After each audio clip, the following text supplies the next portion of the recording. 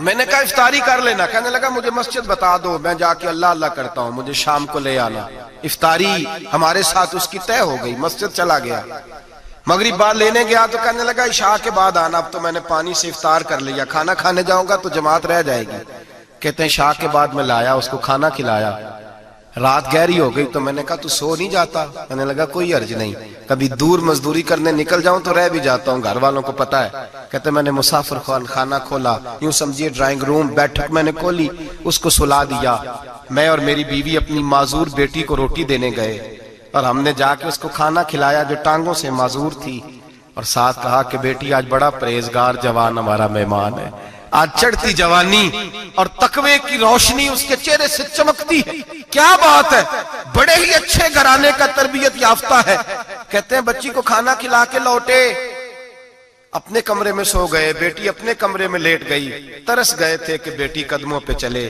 تہجد کا وقت ہوا تو دروازے پہ دستک ہوئی. بڑی بے چینی کے ساتھ اٹھے میاں بیوی, کون ہے؟ بیٹی کی آواز آئی, ابا جی دروازہ جلدی کھولیں. کہتے ہیں کلیجے پھٹنے لگے, ذہن بکھرنے لگے. سوچے ہیں کہ وہ 2-1 منٹ ہمارے اوپر پہاڑ بننے لگے. دروازہ کھولا تو وہ بیٹی جس کے لیے ترس گئے تھے کبھی چلے گی, وہ اپنی ٹانگوں پہ کھڑی ہے. کبھی دوڑ کے ادھر جاتی, کبھی دوڑ کے ادھر آتی. بیٹیاں پریشانی کا فون کر دیں تو پھر بھی آنسو نکل آتے ہیں, اور بیٹی گھر میں خوشی آ جائے تو پھر بھی ماں باپ رو کے ہی شکر ادا کرتے ہیں. ان کے لیے روتے ہی رہتے ہیں. کہتے ہیں میں تڑپ گیا. بیوی بھی رونے لگی, بیٹے یہ کیا ہوا؟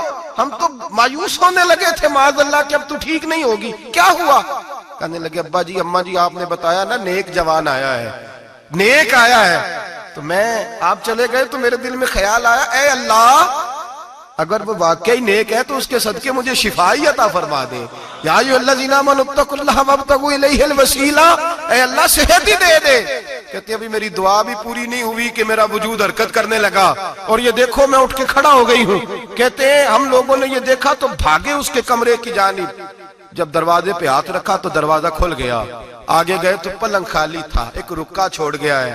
کہنے لگا مجھے پتا ہے میری حقیقت کھل گئی ہے, میں تو اللہ کا بندہ ہوں. اگر تمہیں مجھ سے ذرا بھی پیار ہو گیا ہے تو پھر میرے پیچھے نہ بھاگنا, اللہ کی بارگاہ میں جھک جانا, پھر گناہوں سے توبہ کر لینا.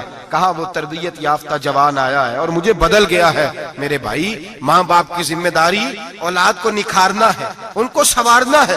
روزی روٹی کی ذمہ تو اللہ تبارک و تعالی نے لیا ہوا ہے. جو ڈیوٹی اللہ کی تھی وہ معاذ اللہ ہم نے اپنے ذمہ لے لی ہے. اولاد کو رزق حلال کی تربیت کریں, انہیں حکم دیں کہ وہ ہاتھ نہ پھیلائیں, انہیں کہیں کہ وہ محنت کر کے کھائیں, لیکن اصل تو ان کا اخلاق سنوارنا ہے. بچے ہمارے ان کی پوزیشن اتنی خراب ہو جاتی ہے, ہم لاڈ پیار میں اتنا ضدی کر لیتے ہیں. جب جس بچے کا ماں باپ کے ساتھ گزارا نہیں, بتلائیے وہ بیوی کے ساتھ گزارا کرے گا؟ جس کا ماں باپ کے ساتھ وقت نہیں گزرتا وہ بہن بھائیوں کے ساتھ گزارے گا؟ جس کا ماں باپ کے ساتھ وقت نہیں گزرتا وہ کولیگز کے ساتھ وقت گزارے گا؟ کس طرح وہ اپنے آپ کو, میرے نبی کریم سید عالم صلی اللہ علیہ وسلم نے ڈیوٹی لگائی کہ ماں باپ اپنے بچے کی تربیت کریں, انہیں اللہ سے جوڑیں. تکلیف میں وقت گزارا جناب اسماعیل نے. ایک روایت ایسی بھی ملتی ہے کہ 13 سال حضرت ابراہیم پلٹ کے گئے نہیں بیٹے کا پتہ لینے, لیکن جب بھی بیٹے نے ماں سے باپ کے بارے میں پوچھا کہ میرے والد کیوں نہیں آتے, تو ماں نے ایک ہی لفظ کہا, بیٹے جناب ابراہیم اللہ کے نبی ہے اور اللہ کے حکم سے ہمیں چھوڑ گئے ہیں. ایسی تربیت, ایسی ٹریننگ بچے کے ذہن کو بدل ڈالا, اسے اللہ والا بنا لیا.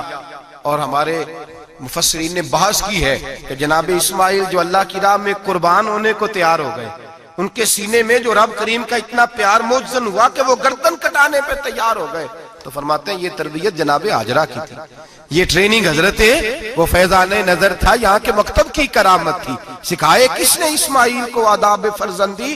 میرے بھائی یہ جناب ہاجرہ نے تربیت دی. ایک بہت بڑے محدث ہیں, اتنے بڑے محدث ہیں کہ میرے نبی کریم کی مسجد نبوی میں وہ حدیث کے استاد رہے. حضرت ربیعہ بن عبد الرحمن نبی پاک کی مسجد نبوی میں حدیث کے استاد ہوئے, اور حضرت حسن بصری جو جناب علی کے شاگرد ہیں وہ بھی حضرت ربیعہ کے شاگرد ہوئے. حضرت امام مالک جو 70 سال تک مدینہ اور مکہ میں حدیث پڑھاتے رہے وہ بھی حضرت ربیعہ کے شاگرد ہیں. ان کے والد کا نام تھا عبد الرحمن فروغ. تاریخ بغداد میں لکھا ہے کہ بنو امیہ کے دور میں تابعین کے زمانے میں جناب عبد الرحمن بن فروغ گھر سے چلے گئے. ایک روایت ہے بچہ چھوٹا تھا, ایک روایت ہے بچہ ابھی ماں کے پیٹ میں تھا, جہاد کرنے چلے گئے.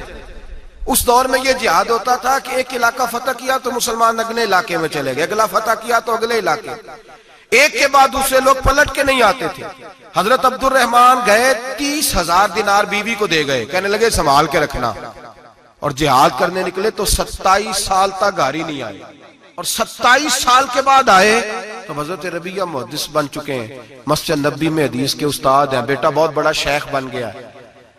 واپس آئے، ہاتھ میں نیزہ ہے، کالی داڑھی تھی ساری سفید ہو گئی، وجود بڑا تگڑا تھا، کمزوری آ گئی، آئے نیزہ پکڑا ہوا ہے، گھوڑے پہ بیٹھے ہیں، مدینہ منورہ میں گھر ہے، دروازے پہ دستک دی، حضرت ربیعہ نے دروازہ کھولا، اندر داخل ہونے لگے تو کہنے لگے بابا تو کدھر گھستا آ رہا ہے؟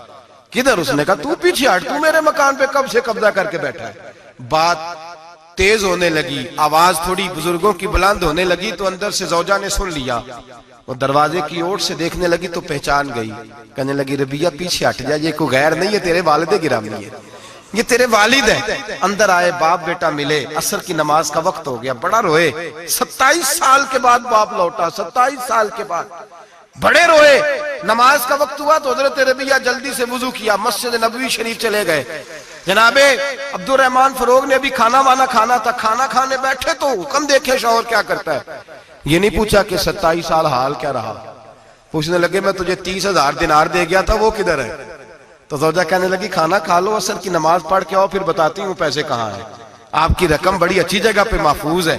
کہتے میں نماز پڑھنے مسجد گیا، عصر کی نماز کے بعد میرے نبی پاک کے منبر پر ایک نوجوان بیٹھا ہے، گھر میں تو ان کا انداز ٹوپی پہننے کا تھا نا، سادے عام لباس میں، مسجد نبی میں جبہ پہنا ہے، سر پہ امامہ ہے، خوبصورت لب و لہجے میں رسول اللہ کے منبر پر بیٹھ کر، نبی پاک کے منبر پر بیٹھ کر، پتہ نہیں آپ کو اس بات کی لذت نصیب ہو رہی ہے کہ نہیں، عام جگہ نہیں، نبی پاک کے حضور کے منبر پر بیٹھ کر نبی پاک کی حدیثیں سنا رہے ہیں، اتنا بڑا مقدر۔ کہتے ہیں حضرت امام مالک جیسے لوگ، خواجہ حسن بصری جیسے لوگ کاغذ قلم لے کے حدیثوں کی سماعت کر رہے ہیں، ان سے درس لے رہے ہیں۔ جناب عبد الرحمن کہتے ہیں میری نظر اٹھی، کچھ بوڑھا ہو گیا تھا، کچھ اس وقت وہ ٹوپی میں سادے لباس میں تھے، پہچان نہ پایا۔ ایک شخص سے پوچھا یار ہے تو جوان پر اس کے چہرے کی نورانیت میرے دل کو بھا گئی ہے تو جوان پر اس کا حدیثیں بیان کرنے کا انداز میری طبیعت کو گھائل کر گیا، یہ کون ہے جو نبی پاک کی مسجد میں بیٹھ کے حدیثیں بیان کر رہا ہے؟ تو کہتے ہیں امام مالک کہنے لگے بابا جی چپ کر جاؤ، ہمارے استاد کے بارے میں اونچے لب و لہجے میں بات نہ کرنا، دیکھتے نہیں کتنے کتنے لوگ بیٹھے ہوئے خاموشی سے۔ تو میں نے کہا مجھے بھی تو بتا دو نا ہے کون؟ تو کہنے لگے کوئی عبد الرحمن فروغ نام کے بزرگ ہیں، یہ ان کے بیٹے ہیں، ربیعہ نام ہے۔ کہتے ہیں جب لفظ کہے تو میرے آنسو چھلک کے باہر آئے اور میں حضور کی مسجد میں گر گیا اور رونے لگا کہ یہاں اور میرے رسول پاک سید عالم صلی اللہ علیہ وسلم کے منبر پر اور میرا بیٹا۔ کہتے ہیں میں تڑپ کے گھر گیا اور گھر جا کے میں نے اپنی بیوی کو جب دیکھا تو میرے آنسو نکل گئے، میری بیوی سمجھ گئی کہ یہ میرے محدث بیٹے کو دیکھ آیا ہے۔ کہتے ہیں بیوی رو کے کہنے لگی میں نے آپ کے 30,000 دینار آپ کے بیٹے کو مصطفیٰ کریم کی حدیث کا استاد بنانے میں خرچ کر دیے، میں نے وہ 30,000 دینار خرچ کر دیے، 30,000 دینار آپ کا بیٹا میں نے۔ تو کہتے ہیں میں اپنی بیوی کی طرف دیکھنے لگا، میں نے کہا قربان جاؤں، میں اگر اللہ کے دین کے رستے میں تھا تو نے میرے ساتھ نیکی کی ہے، میرا بیٹا بھی دین کے رستے پہ لگا دیا۔ میرے بھائی اللہ سے جوڑا، اللہ سے جوڑا۔ ان